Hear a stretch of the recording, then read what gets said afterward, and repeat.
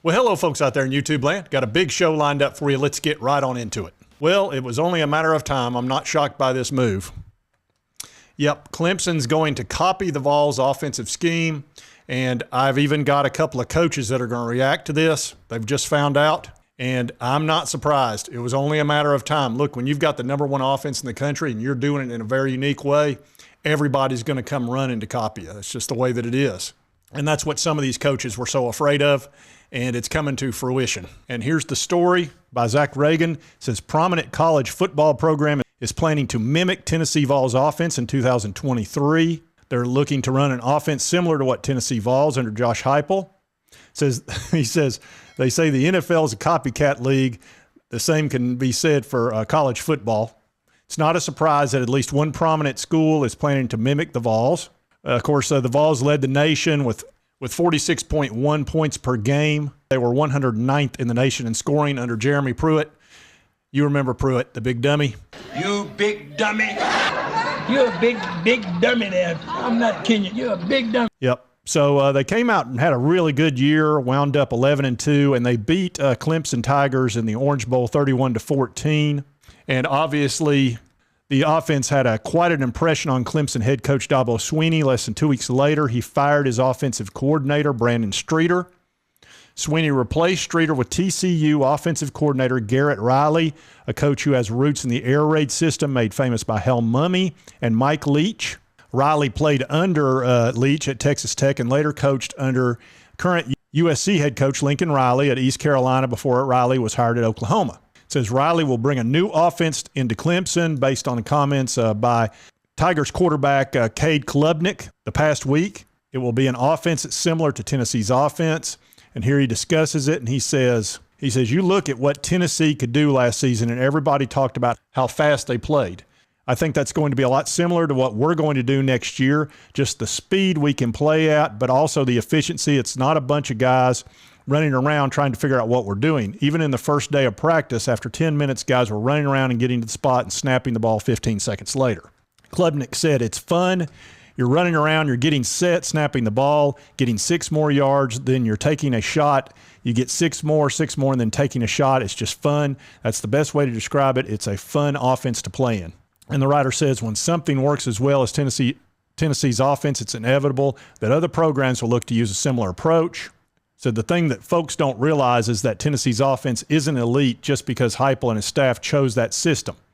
It's the coaching that really makes the offense work. Plenty of other programs run similar offenses, and some of them have been extremely successful, but no one does it as well as the Vols. It says just because Clemson is switching to an offense that's similar to Tennessee's doesn't automatically mean they'll be putting up 50 points a game. The question is, will Swinney get out of Riley's way and let him have complete control of the offense, or will he micromanage him? Regardless of whether or not Clemson's new offense works, one thing is clear, Tennessee is changing the way elite coaches approach the game, and I think that says a lot about Heupel's influence in college football. So old Dabo, the Burger King, is going to switch over to the Josh Heupel style of offense, or at least something very similar. Now, like I said, he may try to micromanage this Riley fella. We'll see how it plays out. I don't know if he's going to help him or not. But I do have a hidden video that nobody has seen before, and it's 2 coaches. And one of them is Coach Narduzzi, or as I call him, Scareduzzi from Pittsburgh. He's lost his mind over this. And another coach, again, I think I know who it is, but he's covered his face, and it's really hard to know, but I'm pretty sure I have a pretty good clue who it is. And they are not happy. And I went through great lengths to get this video, but I feel like it was worth it. You need to see what they're saying behind the scenes. Well, hello, Coach. It's Coach Scareduzzi. Coach Narduzzi at Sports Talk J. I'm going to get him one day.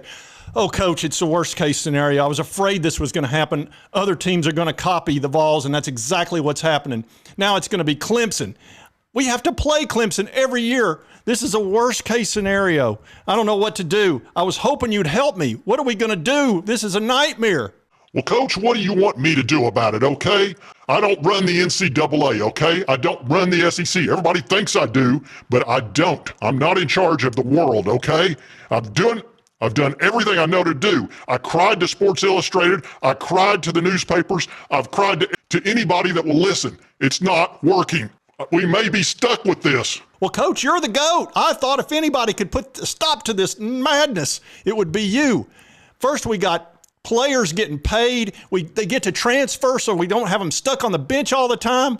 This is insanity. I don't know what to do. Dogs are living with cats.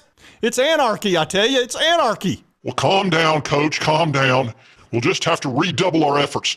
If it's the last thing I do, I'm going to stop that Josh Heupel offense, and I'm going to stop the Vols. And we're just going to have to work together now. All hands on deck. Code red, I'm telling you. Code red. Did you order the code red? You don't have to answer that question. All right, folks, I'm sorry you had to see that, but I just felt like it was important that the Vols fans get to see what's going on out there with these two coaches. And these may not be the only coaches either that are going to try to get that are going to try to stop the Vols. And look, you know, Dabo has obviously realized if you can't beat them, you might as well join them. And he got a good dose of the Vols offense there in the Orange Bowl, and I don't think he liked it too much. So within 2 weeks, he fires the offensive coordinator and goes and finds somebody who can do something similar. So it's going to be pretty interesting to see what happens in 2023. But don't think those two coaches are done. Look, they're in epic meltdown mode. They're going to do whatever it takes. I don't know, man. They almost look like they're going over the edge. I mean, I wouldn't be surprised if one of them totally loses it. But anyway, I just think it's a good idea to see what these coaches are up to. And you've seen it firsthand now. And if you like this content, be sure to hit that like button. Let's me know to continue cover the Vols and any other team that wants to copy us, even the Burger King. If you've not subscribed, it's right here on the left. Just hit that little button. Doesn't cost you a thing. Would help me out. I'd appreciate it. And right over here is my most recent video. Check that one out if you don't care. And we'll see you next time on Sports Talk Jay.